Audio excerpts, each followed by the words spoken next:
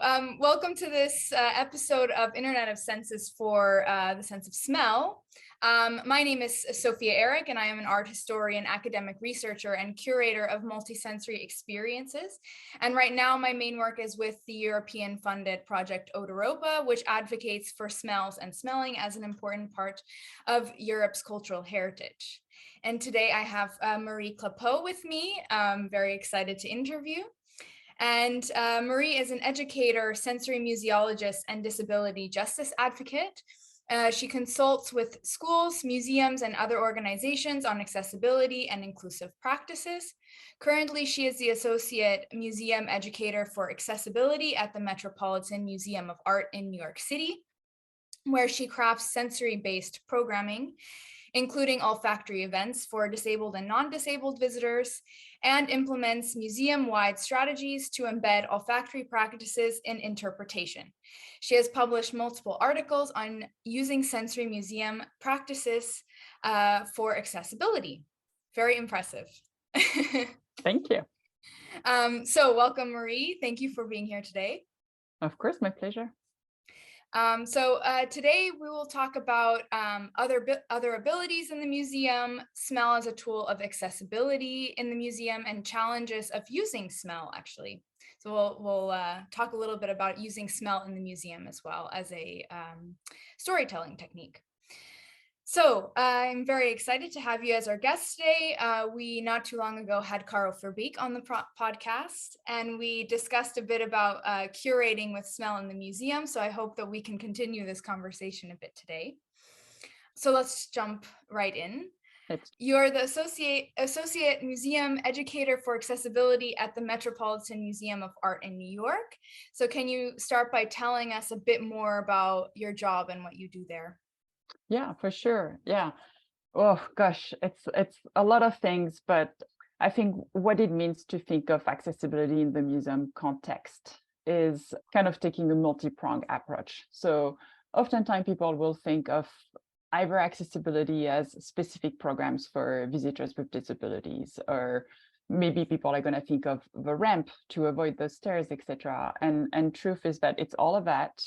But also taking into account the different aspects of a museum, because accessibility is not just about making your building or your website or your exhibition accessible or having program. It's also thinking about representation of people with disabilities in your collection, in your staff.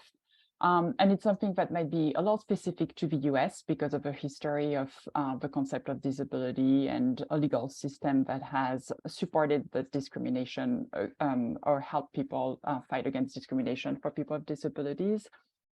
But what it means for us in my work specifically is that we do tailor programming for a variety of audiences, and we happen to have ongoing programs, scheduled programs on monthly basis for specific audiences, for people who are blind, for people with dementia and their care partner, autistic people, and others, and deaf people.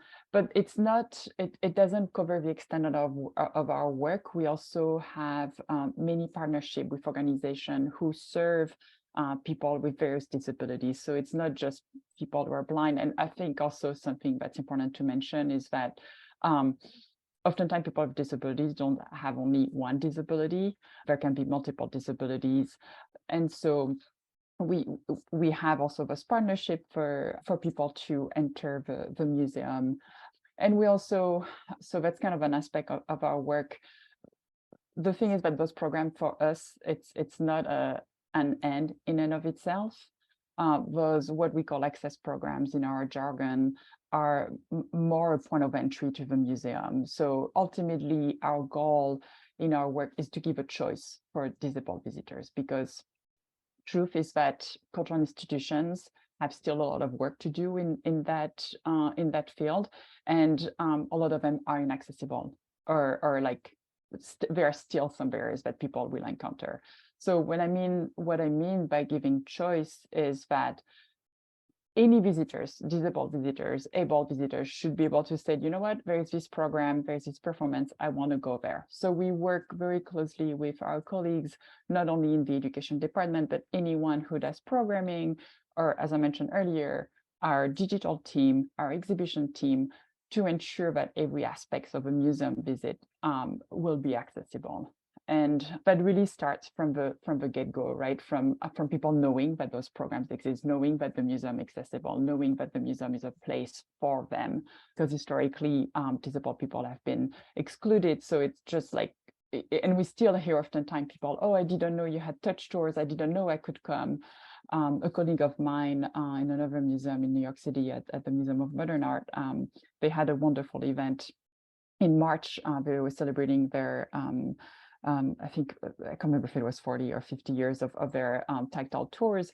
And there was a little girl who came, who is blind, and told them, it's like, it's so cool, I didn't know I had a museum just for myself, just for me. So it's quite wonderful when you hear that, but it's also, oh, wow, we're still not, people don't think of us places for them. In our work, it's really important to think like, how are people going to access that information? How are they going to get to the museum? So we keep all those aspects in mind. And as I briefly mentioned earlier, also another aspect of our work is to think of representation of disabled people. And it's kind of fostering conversation around disability justice in the arts, or what, at least in the US, we think of disability justice. And that means for us to question representation of disability in the Met collection, as well as hiring people with disabilities.